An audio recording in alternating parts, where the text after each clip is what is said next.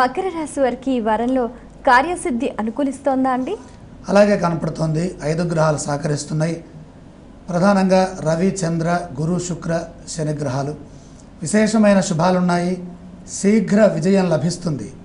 అదృష్టకాలం నడుస్తోంది. అనుకూల పరిస్థితులు గోచరిస్తున్నాయి. మోస ధోరణిలో కాకుండా చైతన్యవంతంగా, ఉత్సాహంగా ఆలోచించి నిర్ణయాలు తీసుకుంటే బంగారు భవిష్యత్తు మీ సొంతమవుతుంది. బ్రహ్మాండమైన భవిష్యత్తుకు ప్రస్తుత కాలం బాగా సహకరిస్తోంది. ఆర్థికంగా బాగా కలిసి వస్తుంది. ఆటంకాలని అవలీలగా అధిగమిస్తారు. సమయస్ఫూర్తితో పనిచేసి ప్రశంసలు అందుకుంటారు. 10 మందికి ఉపయోగపడే విధంగా మీ ప్రవర్తన, మీ యొక్క పనితీరు ఉంటుంది. అనురాగ భావంతో కుటుంబ సభ్యులతో ఆనందంగా గడుపుతారు. మకర రాశి వారు పఠించవలసిన స్తోత్రాలు ఏవండి?